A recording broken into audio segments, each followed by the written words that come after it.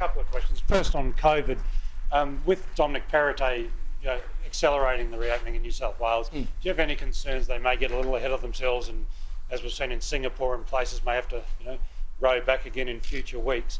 And separately and secondly on climate change, the concerns Keith Pitts raised about the need to keep financing the resources sector during the transition. Do you have any views on how that should be done, and what do you think of his view that the government should step in as a last resort? Well, let me speak to the first point, and that is I've been in pretty regular contact with the new Premier, just as I used to be with Premier Berejiklian, and Dom and I were discussing this just the other night, and they are acting as they always have in New South Wales, consistent with the health advice that has been provided to them.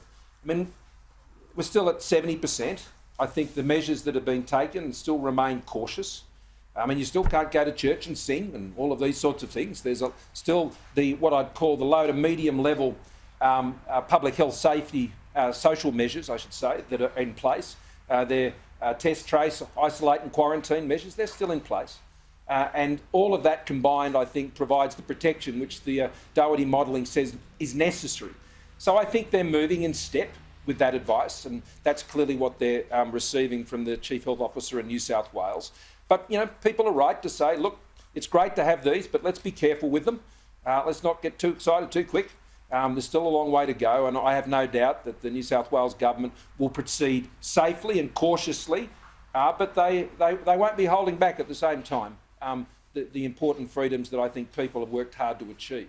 On the other issue, look, we're working through those issues as the government at the moment, and we'll do that, within our cabinet process, and that's the right place to have those discussions. But I will say this, I've been very clear about our position when it comes to transitioning to the new energy economy. I believe Australia can do this and ensure that the regions excel, that the regions actually exceed their current prospects.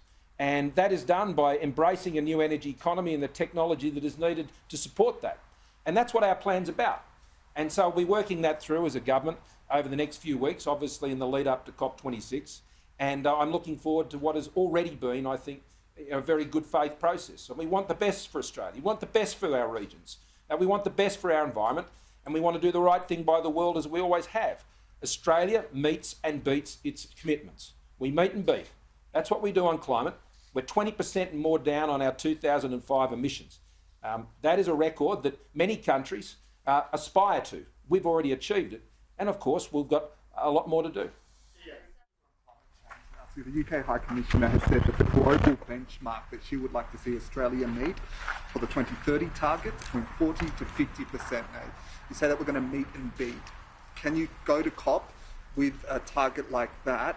And secondly, Keith Pitt has said that sort of comments, those sorts of comments from the High Commissioner is gratuitous. Do you believe? Do you agree with that? Australia will set our commitments in accordance with Australia's national interests and our responsibilities. We always have. And they'll be set by Australians. They'll be set by the Australian Cabinet for Australian needs, and we'll make our Australian way. I don't propose to make any suggestions as to what other countries should be doing. What I understand is this is a global challenge, and that unless we're all working together on this, unless we're seeing the technological change that is needed, particularly in developing countries, as former Senator Kerry and former Secretary Kerry said quite plainly when he first went into the role of Special Envoy, the United States could reduce their emissions to zero. But if China continued on the direction they're on, it would make no difference.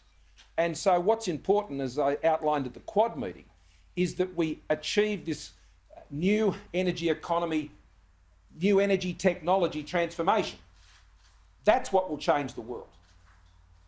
When we see in places like Australia, but also in Indonesia, in Malaysia, in Vietnam, in India, when we see the technology transformation, and hydrogen has such a huge role to play in that, that's why we're so focused on it, then that's when you'll see the global issues of climate change addressed. We can all go to meetings, but the thing that will actually change it is the transformation delivered by new technologies, and that's what Australia is focused on.